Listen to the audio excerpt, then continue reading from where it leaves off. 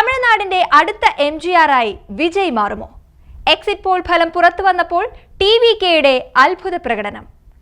Axis My India survey ഫലം തമിഴകത്ത് trending. Vijay മുഖ്യമന്ത്രിയാകുമെന്ന സൂചന ലഭിച്ചതോടെ കോൺഗ്രസിലും മനം മാറ്റം. എതിർപ്പാളയത്തെ നീക്കങ്ങൾ നിരീക്ഷിച്ച് സ്റ്റാലിൻ.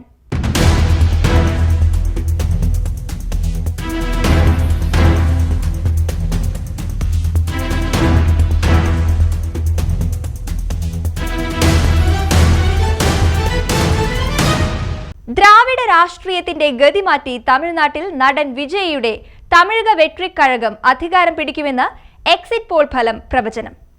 പ്രമുഖ സർവേ ഏജൻസിയായ ആക്സിസ് മൈ ഇന്ത്യയുടെ പ്രവചനം ദേശീയ രാഷ്ട്രീയത്തെ തന്നെ ഞെട്ടിച്ചിട്ടുണ്ട്.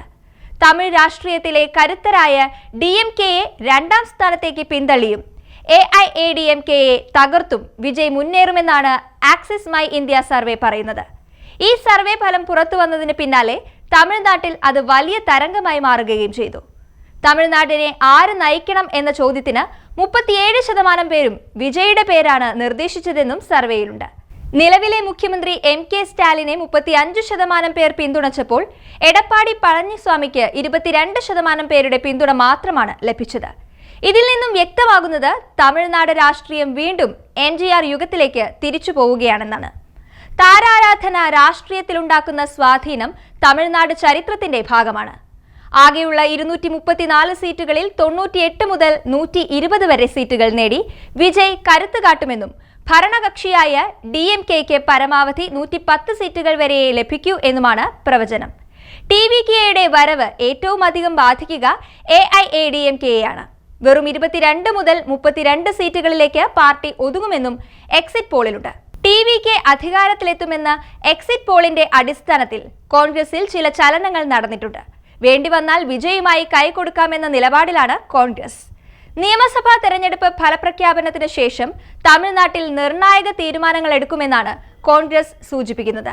നിയമസഭാ തെരഞ്ഞെടുപ്പിൽ ഒട്ടേറെ അനിശ്ചിതത്വങ്ങൾക്കൊടുവിലാണ് DMKയുമായി കോൺഗ്രസ് സഖ്യത്തിൽ തുടരാൻ തീരുമാനിച്ചത്.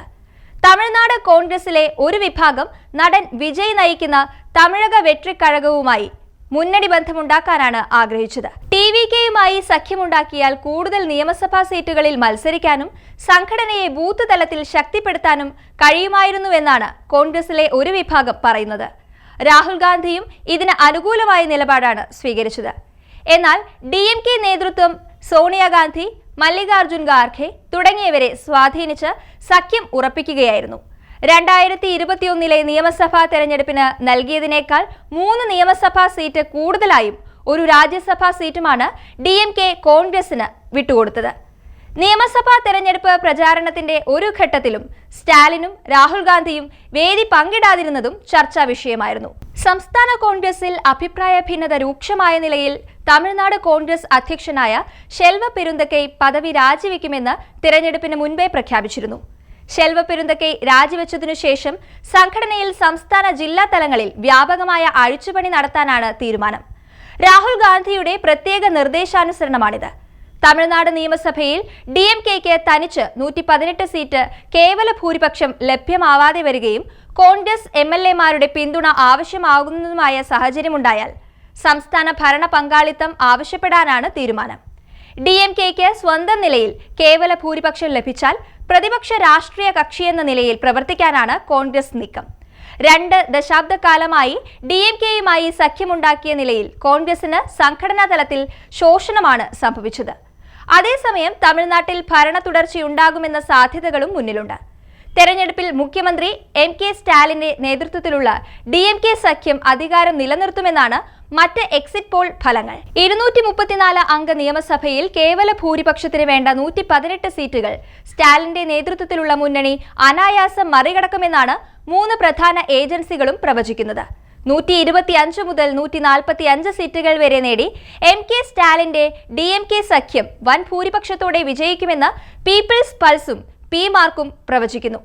അണ്ണാ DMK സഖ്യം 65 മുതൽ 85 സീറ്റുകൾ വരെയും വിജയുടെ TVK 16 മുതൽ 26 സീറ്റുകളും നേടുമെന്നാണ് PMarkന്റെ വിലയിരുത്തൽ. അതേസമയം അണ്ണാ DMK സഖ്യം 65 മുതൽ 80 സീറ്റുകൾ വരെയും TVK 18 മുതൽ 24 സീറ്റുകളും നേടുമെന്നും പീപ്പിൾസ് പൾസും പ്രവചിക്കുന്നു. മാട്രിക്സിന്റെ പ്രവചനത്തിലും DMK സഖ്യത്തിനാണ് മുൻതൂക്കം.